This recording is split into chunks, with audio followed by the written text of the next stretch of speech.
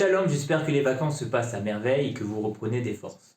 Alors suite à un des derniers cours sur les croyances, j'ai reçu pas mal de commentaires positifs. Au Hachem, et je vous remercie d'avoir participé. Donc j'en ai déduit que le sujet vous intéressait. C'est pour cela qu'aujourd'hui nous allons parler des prophéties, mais plus particulièrement des prophéties auto-réalisatrices. Alors, avant de vous expliquer ce concept, vous allez voir qu'il est très intéressant et qui agit chez nous très souvent, eh bien, il y a un certain chercheur en psychologie sociale du nom de Robert Rosenthal, qui s'est demandé s'il était possible d'aider un élève d'une classe à progresser en modifiant les attentes de son professeur. Donc, il a fait croire aux enseignants que certains de leurs élèves étaient des surdoués, afin de savoir si plus tard ces élèves, soi-disant surdoués, allaient devenir meilleurs en classe. Donc cette expérience, il l'a réalisée pendant toute une année dans une école à San Francisco, dans laquelle, bien là-bas, de nombreux élèves étaient en situation d'échec. Et voilà comment s'est déroulée l'expérience. Vous allez voir, c'est très intéressant. En septembre, le chercheur a fait passer des tests de QI à tous les enfants, mais a gardé les résultats pour lui, et a fait croire au professeur qu'il s'agissait d'un tout nouveau test mis au point à Harvard, destiné à détecter les élèves susceptibles de progresser de manière spectaculaire pendant l'année à venir. Ensuite, le professeur Rosenthal a sélectionné, au hasard bien entendu, 5 enfants par classe et a fait croire aux enseignants que ces enfants avaient eu d'excellents résultats au test et qu'on pouvait s'attendre à ce qu'ils fassent des progrès très importants au cours de l'année. Et bien, à la fin de l'année, donc le professeur Rosenthal a refait passer un test de QI à tous les élèves. Et vous savez ce qui s'est passé ? Eh bien, les élèves désignés comme prometteurs ont beaucoup plus progressé que les autres, alors qu'ils avaient en réalité été choisis au hasard. Ce phénomène s'appelle l'effet Pygmalion. Alors, notre première question est de savoir comment ce phénomène, l'effet Pygmalion, agit-il ? Eh bien, vous allez voir, c'est tout simple.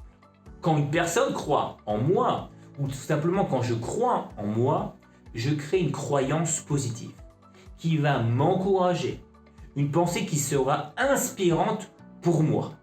Et bien ceci va me permettre d'augmenter nettement ma confiance en moi, mes compétences et donc la réalisation de mes projets ou de mes rêves. Et ceci s'appelle une prophétie auto-réalisatrice, c'est-à-dire une prédiction qui va modifier mes comportements et permettre à cette prédiction de se réaliser. Et tout cela, vous avez compris, de manière inconsciente. Ici, si on reprend l'expérience de Rosenthal, l'effet Pygmalion, les élèves, soi-disant plus intelligents, ont été perçus par leurs professeurs comme plus performants et plus agréables que les autres. Donc ces élèves ont eu confiance en eux, qu'ils allaient devenir de très bons élèves, et donc la prophétie auto-réalisatrice s'est réalisée. Ces élèves lambda sont devenus les meilleurs élèves. Alors à présent, je vais vous donner un exemple tiré dans les Pirkei Avot, dans la 13e Mishnah du 2e chapitre. Là-bas, la Mishnah nous dit entre autres « Rabbi Shimon Omer, Al tehi racha bifne atzmecha » Rabbi Shimon disait « Ne sois pas un rachat, un impie à tes yeux ». Là-bas, le Rambam, sur son pirouche à Mishnayot, nous explique l'intention profonde de cette Mishnah. Écoutez bien, cela concerne notre sujet.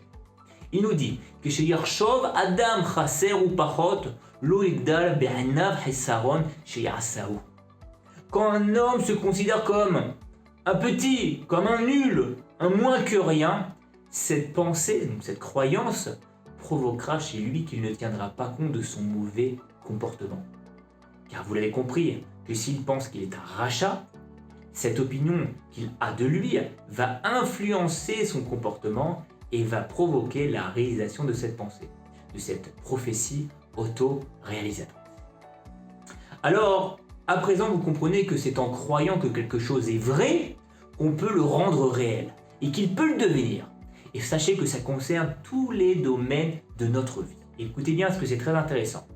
Déjà, comme la pédagogie, on l'a vu à travers les recherches du professeur Rosenthal et l'effet Pygmalion, mais ça concerne aussi l'éducation. Si je dis à mon fils, tu es le meilleur, j'ai confiance en toi, tu vas devenir un grand Talmid Chacham, et que vous y croyez, il y a de grandes chances que lui aussi va y croire. Mais par contre, faire très attention du contraire. Il faut s'interdire à tout prix de déclarer à son enfant des phrases du type « Non mais t'es bête ou quoi? Non mais t'es nul! Non mais tu vas pas y arriver. Non mais laisse tomber, c'est difficile pour toi. Etc. etc. Ces types de formules vont l'atteindre, il va y croire et donc se réaliser.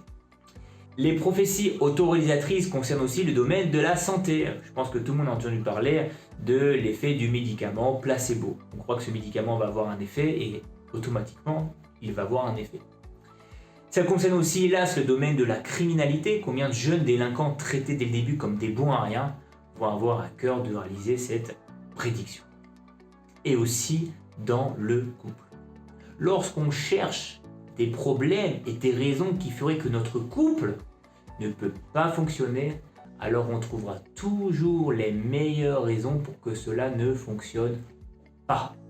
Et vous l'avez compris que l'aboutissement de quelqu'un qui cherche des raisons pour que cela ne fonctionne pas amènera très probablement à une rupture, voire même le divorce. Sachez qu'en Lachon HaKodesh, le terme penser se traduit par marshava. Et dans ce mot, marshava, nous retrouvons aussi le mot chashuv, qui se traduit par le terme important. En fait, ici, le message est de se dire ne crois pas que la pensée n'est rien juste que des réflexions sans importance, mais plutôt à four, le contraire. Ma pensée va influencer, ou plutôt prophétiser mon devenir et même celui des autres. Le Baal Shem Tov nous l'exprime même très bien à travers une expression très célèbre de sa part. Bemakom shemachshavato shel Adam, sham ou Adam. Dans l'endroit où se trouvent les pensées d'un homme, là-bas se trouve cet homme. Ce que tu vas penser va t'emmener dans l'endroit de tes pensées. Alors conclusion, vous pouvez utiliser l'effet Pygmalion à toutes les sauces, avec vos enfants, vos employés, vos clients, même votre conjoint et vos amis, et surtout vous-même. Alors à présent, je vais vous donner quand même des attitudes concrètes pour faire de l'effet Pygmalion un levier, quelque chose de positif et non un frein. Premièrement, portez sur vous et sur les autres un regard bienveillant et encourageant. Deuxièmement, dans votre vie, quand arrive une épreuve, attendez le meilleur plutôt que le pire. Troisièmement, évitez de généraliser, de catégoriser, même de stigmatiser vous et les autres. Quatrièmement, soyez attentif au jugement que votre entourage porte sur vous et demandez-vous après en quoi cela impacte votre comportement et votre personnalité. Par exemple, on dit de moi que je suis un flemmard. Est-ce que ces paroles m'influencent dans mon quotidien? Est-ce que je vois un comportement de paresse tous les jours? Et dernière chose, luttez contre vos croyances limitantes. En faisant taire cette petite voix intérieure, ce soliloque, lorsqu'elle vous chuchote des pensées pessimistes, qu'elle vous fasse douter de vous-même et lorsqu'elle vous sape le moral.